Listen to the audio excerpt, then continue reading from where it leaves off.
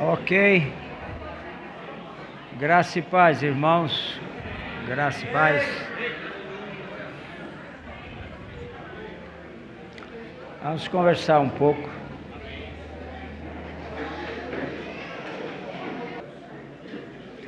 Irmãos, o processo da igreja brasileira gerou uma igreja centrada no homem. Gerou isso, uma igreja centrada no homem. Então alguém abre um ministério. Deus falou comigo, eu abri o meu ministério. Dependendo da capacidade desse irmão, vai crescer mais ou vai crescer menos, né? E ele vai dar toda a sua vida a esse ministério. Ele vai dar o sangue e mais um pouco, para que esse ministério prospere, né? Então, aí o que acontece? Ele vai gerando uma estrutura ministerial. E ele vai se tornando escravo dessa estrutura. Ao invés de se tornar discípulo e escravo de Jesus, ele se torna escravo da estrutura. Porque servir à estrutura, todos nós queremos, né? Servir à estrutura. E a estrutura, ela atrai. Eu quero servir à estrutura, né? E então isso traz quase que obrigatoriamente o homem para o centro do processo. O homem se torna o centro, gera-se um processo de um cristianismo humanista. Um cristianismo que depende do homem e não de Deus, né? Olha, isso aqui é que tem gerado. Abra comigo em Êxodo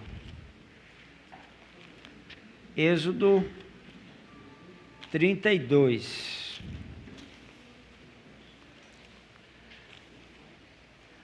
Olha o que acontece. Verso 1. Vendo o povo que Moisés tardava em descer do monte, acercou-se de Arão e lhe disse: levanta-te, faze-nos deuses que vão adiante de nós, pois quanto a este Moisés, o homem que nos tirou do Egito, não sabemos o que lhe terá sucedido. Então veja, quando o povo sai do Egito, foi Deus que tirou o povo do Egito, mas aqui não é Deus mais, aqui é Moisés. Então o povo passa a confiar no homem. Então o processo se torna humanista. O homem no centro. Uma igreja que pensa no que é melhor, pensa no conforto, todas as consequências, né? Então, o homem que nos tirou do Egito. Então, as pessoas passam a olhar para o homem, como se ele fosse a solução. O homem nunca é a solução, né? E esse processo aqui, quando ele acontece na igreja, há uns tempos atrás, alguém falava assim: você precisa ter um sucessor. Quer dizer, já está profetizando minha partida, né? Então, eu vou, claro, todos nós vamos, né? Mas você precisa ter um sucessor, né? aquilo nunca entrou no meu espírito, sucessor. Eu preciso ter um sucessor. Quando foi um dia, o Senhor me mostrou uma coisa. Jesus não fez sucessor. Ele fez sucessores. Ele deixou um grupo, né? Um grupo. Ele fez sucessores. No Velho Testamento, Moisés tem que gerar um sucessor. No Novo Testamento não é mais assim, né? Só que o homem quer assim. O homem quer ter um rei sobre ele. O homem quer um rei. E ele quer o homem, se mesmo o homem não quer ir para o centro, o povo quer colocar no centro. E aí, ele sendo o centro, ele é a solução. O Jonatas foi levar uma série de pontinhos lá para mim. Irmãos, umas 4 ou 5 pontinhos que ele levou para mim, só um dependia realmente de mim. O resto, os diretores poderiam resolver tranquilamente. Então, a tendência do povo, de um modo geral, é colocar o homem no centro. Entendeu? E esse processo aqui, ó, aí passa a confiar no homem. Quando olham a MCM e o que tem acontecido na MCM, eles acreditam isso ao homem.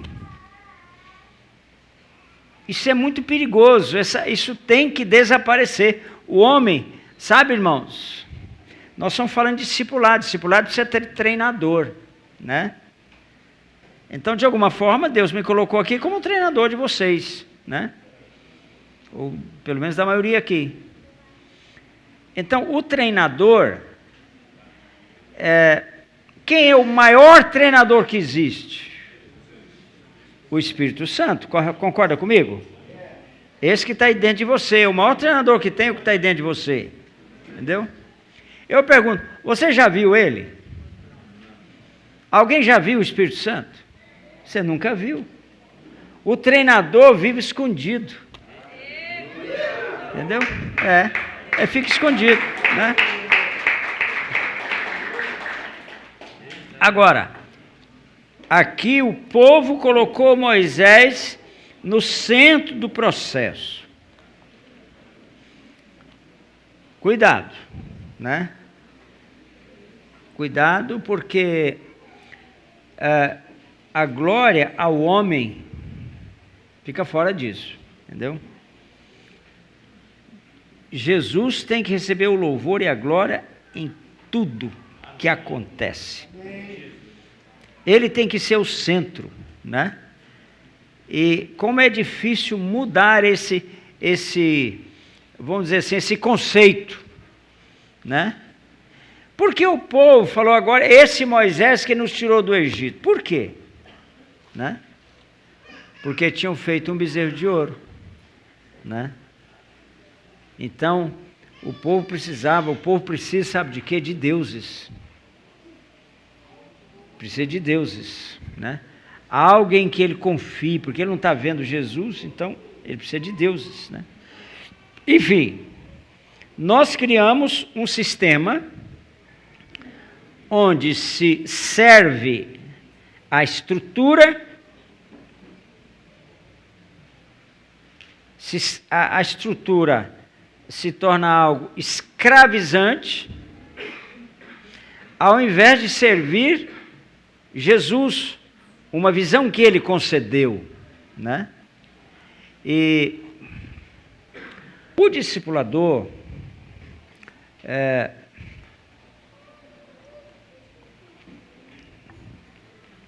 aquele que serve. O maior escravo tem que ser o discipulador. O discipulador tem que ser um escravo. Ele vai fazer discípulos servindo. Eu não vim para ser servido, alguém falou isso, lembra?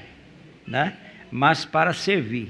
Então, o discipulador, ele tem que estar plenamente disposto a servir. Servir. Ele vive para servir, né? Ok. Nós demos alguns dados aqui da vez passada, não vou repetir agora, né? Só queria chamar a atenção de um ponto.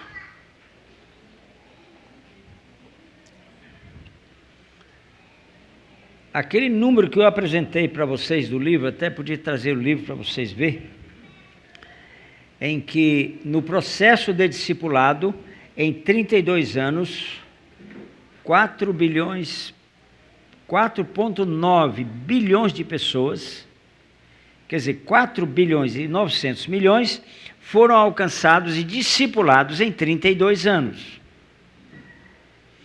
Enquanto no processo que nós geralmente utilizamos, em 32 anos, ele alcançaria cerca de 11.500 pessoas. O discipulado é um processo que começa lento,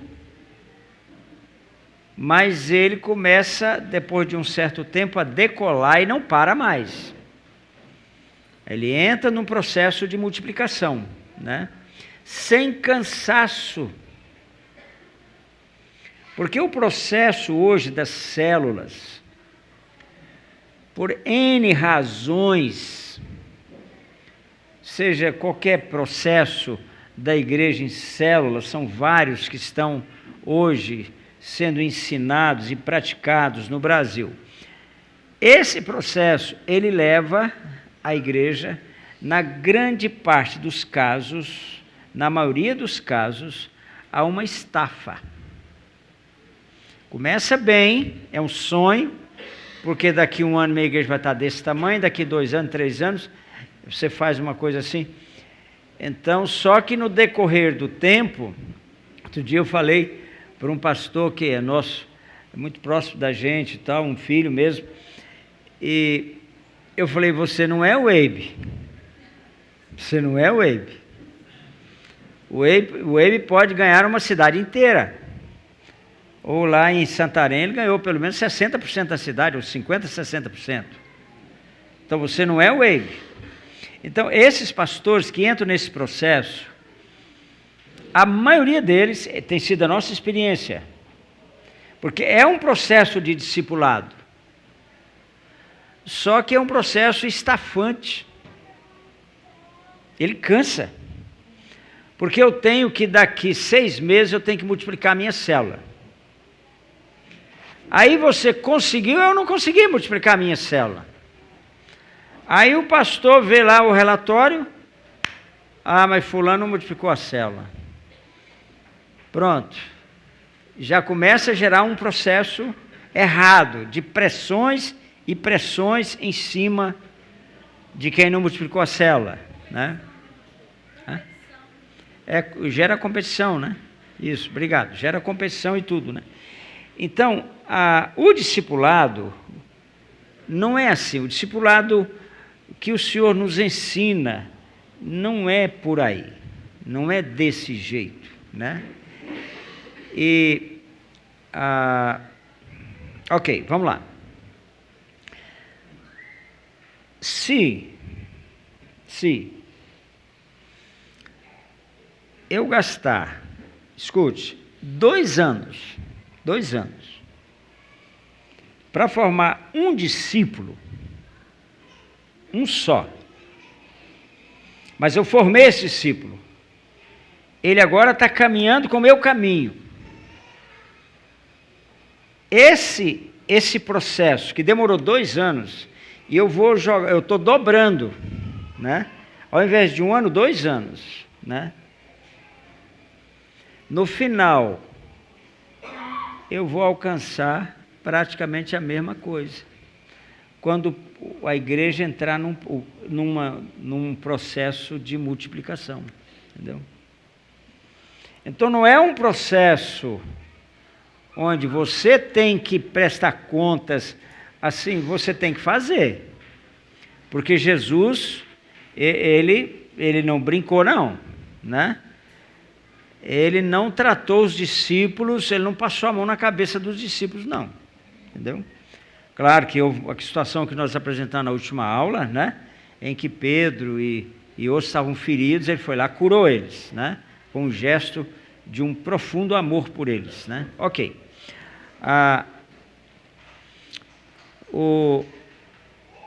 Se você examinar, olha aqui comigo em 2 Coríntios.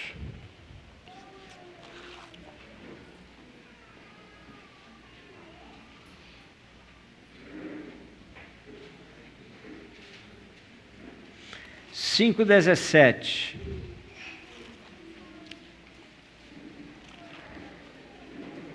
É um texto muito conhecido.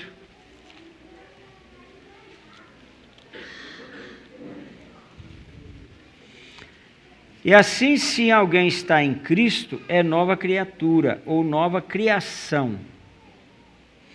As coisas antigas já passaram, eis que se fizeram novas.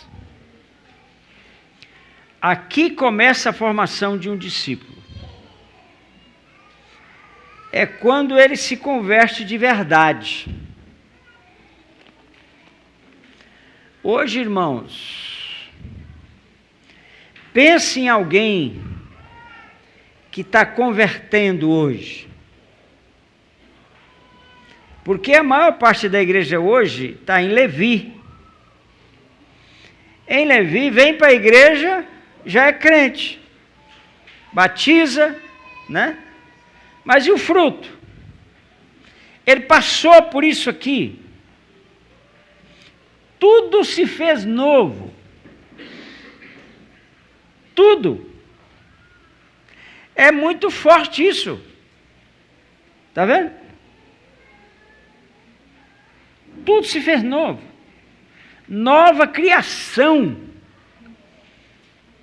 A pessoa é nova, irmãos. Ora, se é nova criação, mudou tudo, mudou a mente, mudou tudo. Uma pessoa realmente convertida, irmãos, ela pode falar em línguas no mesmo dia que ela converteu.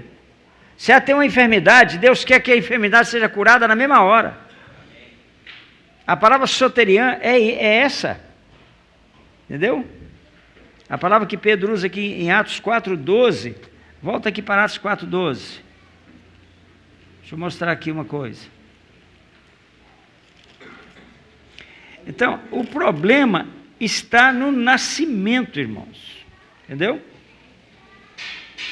E não há salvação em nenhum outro, porque debaixo do céu não existe nenhum outro nome dado entre os homens pelo qual importa que sejamos salvos.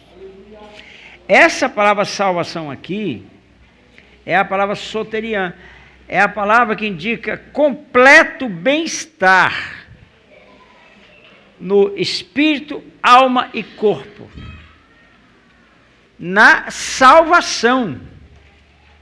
Essa é a promessa. Na salvação, ele já tem tudo isso que a salvação oferece. Né? Então, hoje, irmãos, nós vivemos um tempo. Então, por exemplo, pega um programa de TV, não pega não, não vai lá, não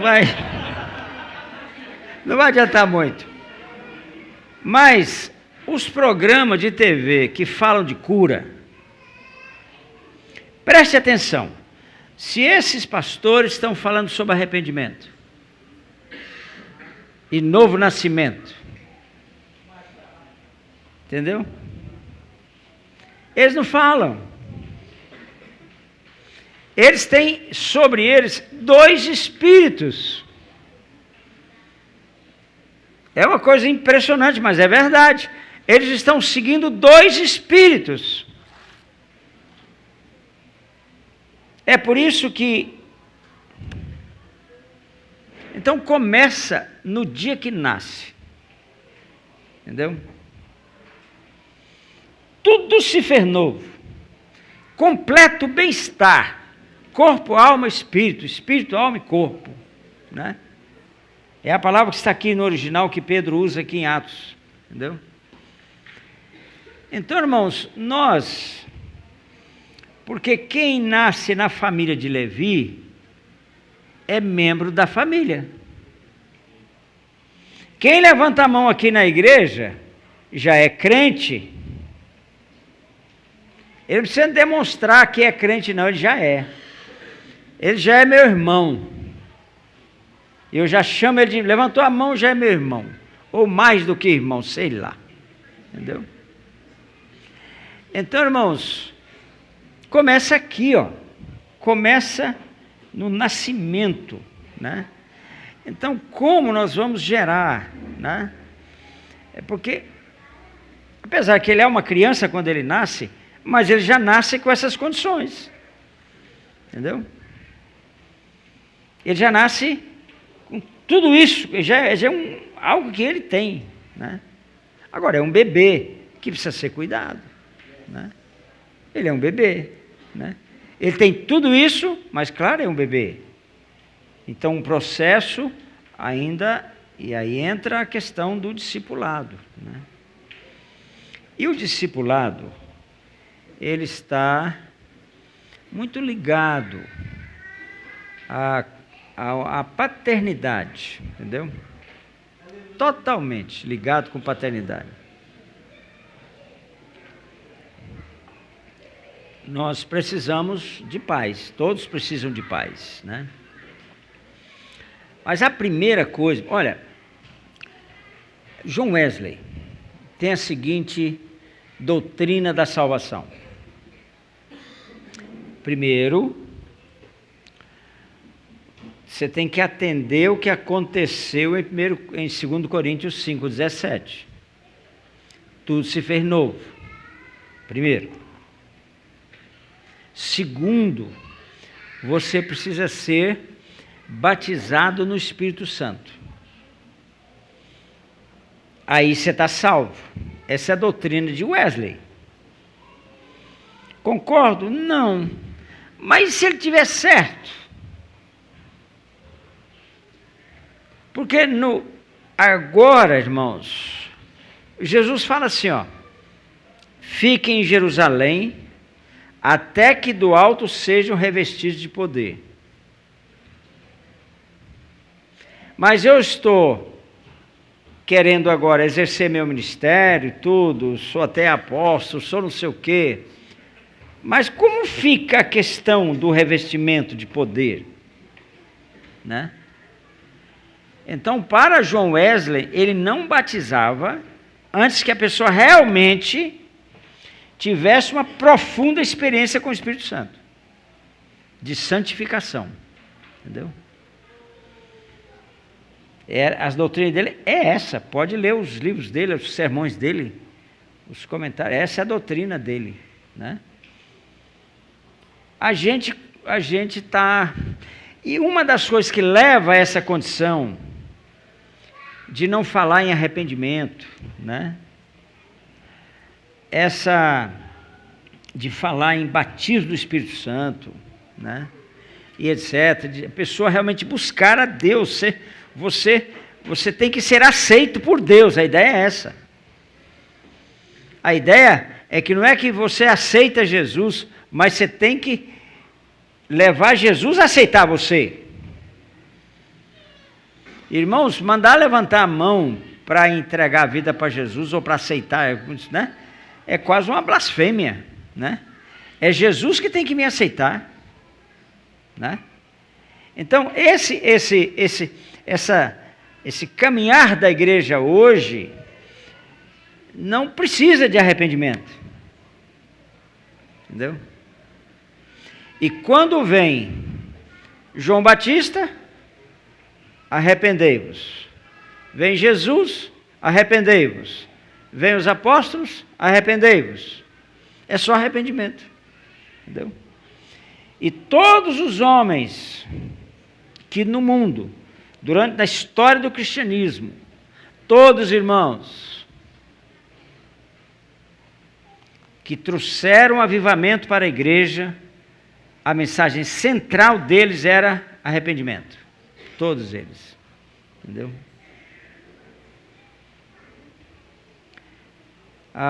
Quando você lê os sermões de Charles Finney, de John Wesley, você pensa que você nem é crente, entendeu? Então, o primeiro passo é gerar um verdadeiro novo convertido. E se você acha que não é, está em tempo de você ir para o monte, clamar a Deus para te aceitar, entendeu? Vai derramar suas lágrimas. Se não aconteceu com você o que está aqui, ó, tudo se fez novo, você não se converteu. Então vai para o monte, vai buscar a Deus, vai para a tenda, se você prefere a tenda. Vai buscar a Deus e clamar a Deus para aceitar você. É assim que começa, entendeu? Agora, você como discipulador, você vai pegar, abra aqui em Gálatas, 2 Coríntios, Gálatas 4. Aqui o processo. Aqui o Cote perde o emprego.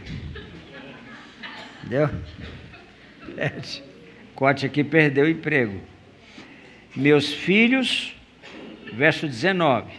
Por quem de novo sofro as dores de parto, até ser Cristo formado em vós.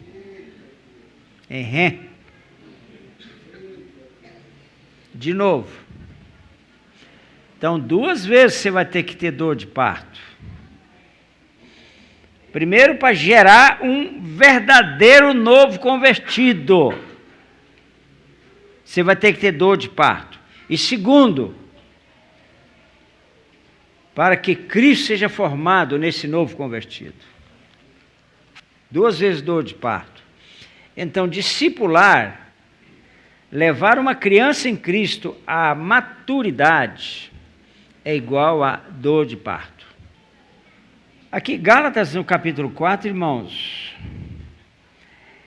ele está fazendo uma cotização entre os dois sacerdócios.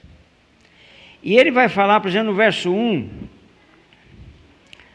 no tempo em que o herdeiro é menor, em nada difere do escravo, posto que ele é senhor de tudo. Ele é senhor de tudo, mas ele é menor. Cabe a mim, como discipulador, diga a mim, todos. Amém. Isso. Como discipulador, levar esse menor, entendeu? A uma condição de maturidade, para que de fato se torne herdeiro. Ou que ele herde, ele já é herdeiro, mas ele pode não herdar. Entendeu? Se Cristo não for formado nele, ele não vai herdar. Entendeu? Ele pode até ir para o céu, mas não vai herdar. E é culpa de quem? Do discipulador. Entendeu? Mas veja o 2. Está sob tutores e curadores até o tempo pré-determinado pelo Pai. Então, um tempo em que ele é conduzido. Vai atravessar a rua? Cuidado, meu filho. Vem um carro correndo lá. Ó. Cuidado que esse carro pode te machucar. Entendeu? Ele é conduzido pelo pai para atravessar a rua. Segura na mão. Né? Porque ele não tem ainda, ele não é prudente, ele não tem aquela preocupação de saber que um carro pode vir e machucar ele. Entendeu? É isso que Paulo está falando aqui. Né? Quando éramos, verso 3, menores, estávamos servilmente sujeitos aos rudimentos do mundo, né? Aos princípios do mundo, vindo porém à plenitude do tempo, Deus enviou seu Filho, né? Nascido de mulher, nascido sob a lei, para resgatar os que estavam sob a lei, a fim de que recebesse a adoção de filhos. Então, você vê que isso aqui é um processo. Jesus, irmãos, esteve debaixo da lei 30 anos, em um treinamento. Ele foi treinado pelo Pai, ou pelo Senhor, eu creio que foi pelo Pai o tempo todo, a maioria do tempo. Ele foi treinado durante 30 anos. E ele cumpriu todo o processo da lei. Quando ele é batizado por João, muda. Porque ele não foi batizado por um sacerdote levita. Não podia. Ele foi batizado por um nazireu. Entendeu? Então, só um nazireu poderia ter batizado Jesus. O nazireu é um homem que age, que se move num ministério sacerdotal muito alto. Ele pôde batizar o Senhor.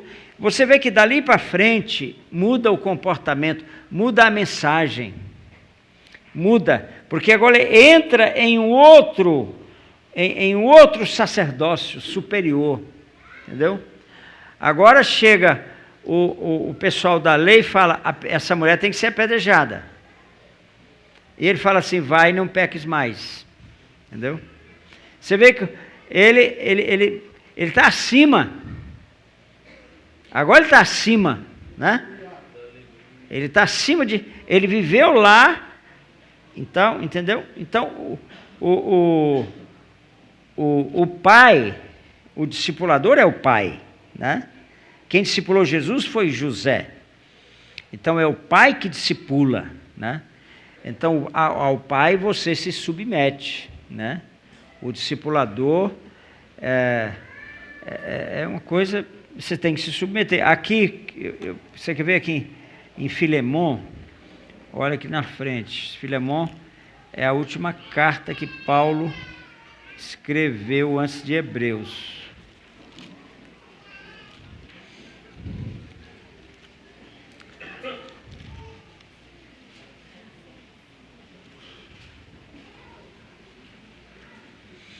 Filemon, verso 10. Solicito-te em favor de meu filho Onésimo. Entendeu? Que gerei entre algemas. Filho. Então, Paulo está falando de um filho espiritual que ele discipulou. Sabe quem foi Onésimo, irmãos? Onésimo era negro. Onésimo, o ministério dele cresceu, ele foi para Éfeso, ele pastoreou Éfeso. Ele foi pastor em Éfeso, foi um homem muito importante no seu tempo, né? Então, ele chegou a ter um alto destaque no cristianismo daquela época, né? Paulo já tinha sido decapitado, né? Mas então o pai conduz o filho a lugares altos. Tudo que ele quer é ver o filho em lugares altos, né? Quando esse processo realmente acontece dentro de princípios bíblicos, dentro daquilo que Jesus ensinou, né? Olha aqui comigo em 2 Timóteo. Deixa eu mostrar uma coisa aqui. 2 Timóteo. 2 Timóteo, capítulo 2.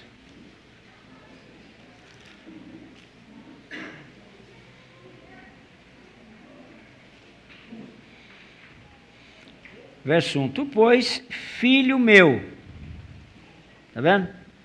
Filho meu, Então, Paulo chamava Timóteo de filho.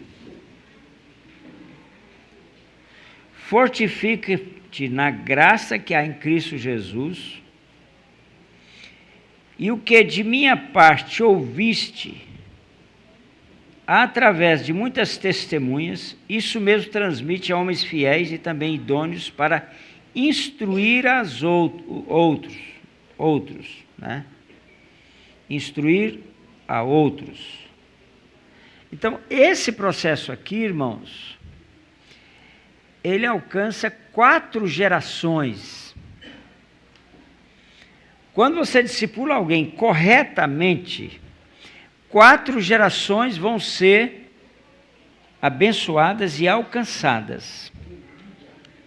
A mesma coisa acontece na área financeira. O homem de bem deixa herança para os filhos de seus filhos. Irmãos, eu estou impressionado com algumas coisas que eu estou descobrindo de uns anos para cá na Bíblia, porque, olha, se eu caminhar em cima de princípios, é impossível dar errado. Entendeu? Então nós vamos caminhar em cima de princípios, né? E princípios, irmãos, são leis espirituais que Deus criou, né? Olha aqui a importância de você cumprir princípios. Deus não tem pressa. O processo de Deus não é através da pressa, mas no tempo dele, ele vai fazer, no tempo dele ele vai fazer. Entendeu? Olha, deixa eu dar uma palavra aqui para aqueles que estão ansiosos para ir para a Caixa Econômica. O que é que vocês riram? Provérbios, Salmos, Provérbios, capítulo 27. 22, achei. 22, 7. O rico domina sobre o pobre, e o que toma emprestado é escravo do que empresta.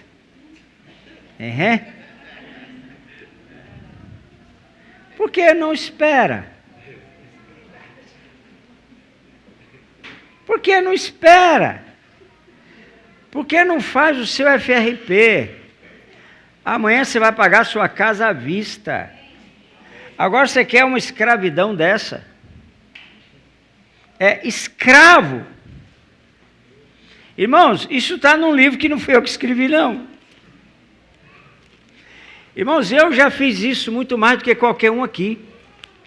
A maldição que eu passei, passo ainda até certo ponto, há uma consequência até hoje, porque eu peguei emprestado. Eu não precisava tomar emprestado. Mas eu ia lá. Ah, porque a Caixa, a prestação é decrescente, não sei o quê. Tá bom, então vai. Você quer colocar seu pescoço debaixo da canga? Coloque. Né? Entendeu? Agora, só mais um.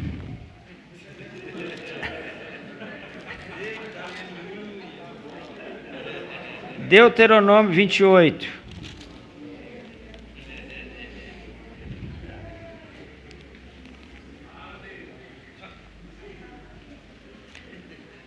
Olha lá, ó, falando de dinheiro emprestado. 44.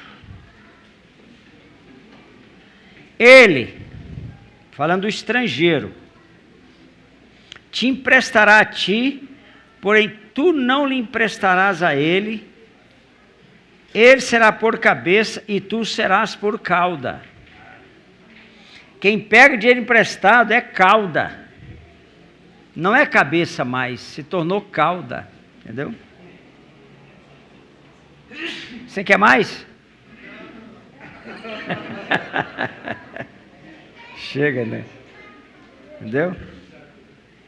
Estádio, irmãos. Olha aqui, ó. Porque no verso aqui 28, no verso 12, fala quando você cumpre princípios da palavra.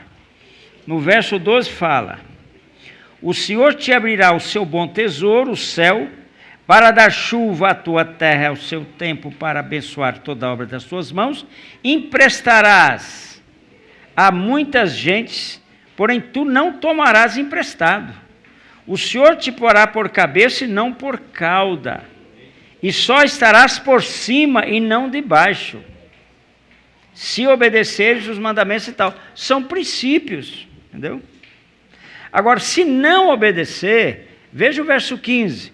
Se, porém, não deres ouvido à voz do Senhor, tal, dos mandamentos, estatutos que te ordeno, então virão sobre ti todas essas maldições. Então, tomar emprestado é maldição. Você entra num processo de maldição quando você pega o dinheiro emprestado. Eu sei muito bem o que é isso, irmãos. Eu sei o preço que eu paguei por causa disso, pegar dinheiro emprestado. Mas todo mundo quer pegar. E eu falo sobre isso aqui todo dia. Entendeu? O que nos leva a tomar atitudes erradas em relação a dinheiro, a tudo, família, tudo, é a pressa. Entendeu? É a pressa. Não tem a pressa não, né? Fica lá que vai dar certo, né? Mas como eu estava dizendo, aqui em 1 Timóteo, 2 Timóteo 2, leva o discipulado a alcançar 4 gerações. Paulo, primeira geração. Timóteo, segunda geração. Homens fiéis, terceira geração. E outros, quarta geração. Então, quando você discipula alguém, 1 ano, 2 anos, essa pessoa vai agora discipular, está pronta para discipular outros, você vai alcançar, na verdade, 4 gerações. Você imagina o fruto disso, a multiplicação que esse processo vai trazer. Agora, é lento no começo, né? Sabe que já viu aqueles patos na lagoa? Ele vai bater na pata assim, vai devagarinho, devagarinho, como não quer nada, vai pegando voo, vai pegando velocidade, daqui a pouco ele consegue sair da água e voar. É lento no começo, mas quando pega a velocidade, vai embora, né? Amém, irmãos?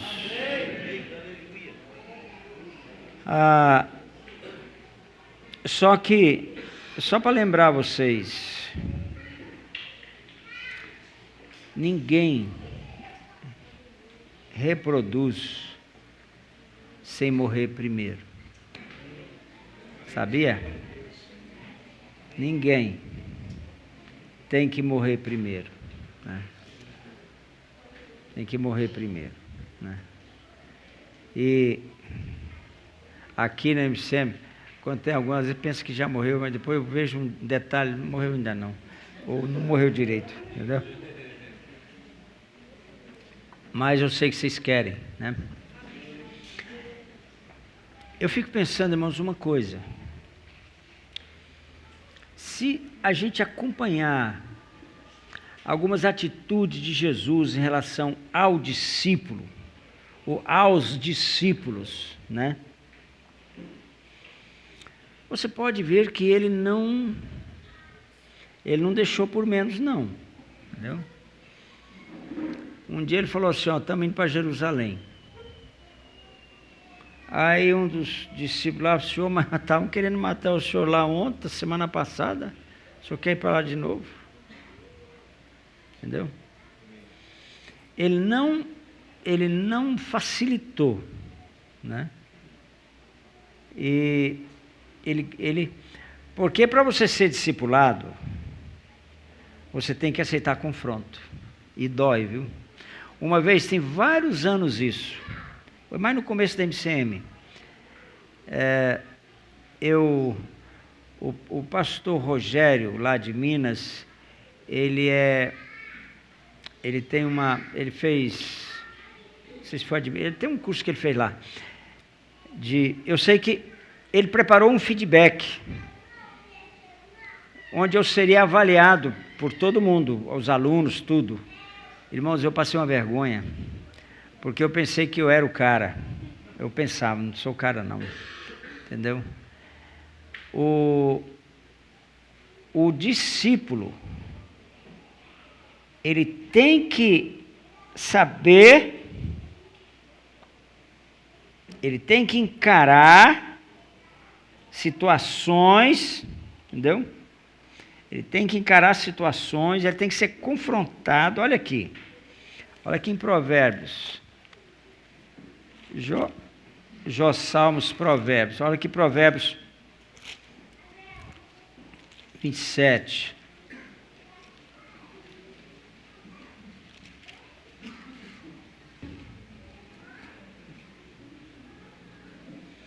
Verso 5. Melhor a repreensão franca do que o amor encoberto. Leais são as feridas feitas pelo que ama. Então, a repreensão, né? Repreende o sábio e ele te amará. Entendeu? Está escrito aqui, não sei qual é o versículo agora. Repreende o sábio e ele te amará. Veja aqui, ó. Alguém chega para você e na lata, sabe, dá um tranco em você. Ó, você não é capacitado para o que você está fazendo, não. Por exemplo, qualquer coisa. Estou fazendo qualquer coisa, né? Então, eu fui confrontado. Mas, ó, muito obrigado porque você me confrontou. Você me ajudou. Entendeu? Irmãos, eu li um livro que nesse livro ele mostra que 80% das pessoas não aceitam o confronto. Eles, tira o time. Eu não sei, a estatística é um livro que já vendeu 50 milhões de cópias, então deve ser um livro que tem valor mesmo, né? Porque vender tanto de livro, né? E ele fala que 80% não aceita confronto. E na minha experiência é verdade. Não tem uma estatística, mas muitas pessoas, se você confrontar, ele vaza. Entendeu? Ele não aceita confronto, né? E Jesus fala para a samaritana, vai, chama seu marido e vem cá. Opa, aí é duro, hein? Ele mexeu na minha ferida. Ele mexeu onde ele não devia mexer. Você quer saber? Eu estou indo embora.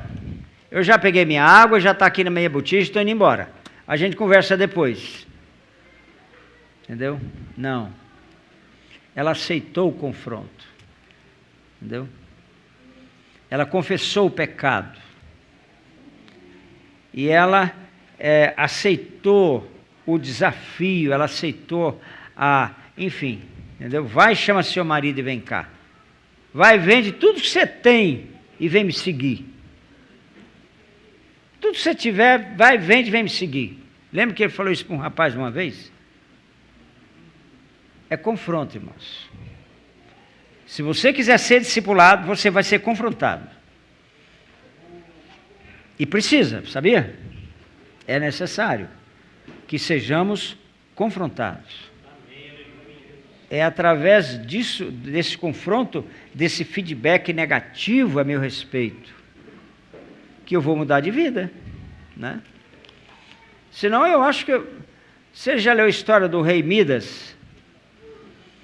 Na antiguidade, essa história é verdadeira. Ele, se não me engano, é na Grécia esse rei, não me lembro agora o lugar, acho que é na Grécia.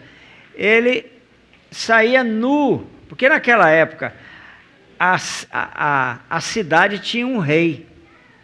Toda a cidade tinha um rei. E ele saía nu pela rua. E o povo batia palma. Está nu, mas bate palma. Um dia, alguém apontou para você, está nu. Você não pode fazer isso. O povo revoltou e derrubou o rei. Mas ele fazia aquilo, ele não percebia que ele estava nu. As pessoas, nós somos assim. Nós temos situações, não estamos percebendo. E eu preciso ser confrontado. Se eu não for confrontado, então prepara. Fala para o seu irmão aí, prepara. Entendeu? É bom ser confrontado. Entendeu? A gente melhora, né? Ok, Deus abençoe vocês.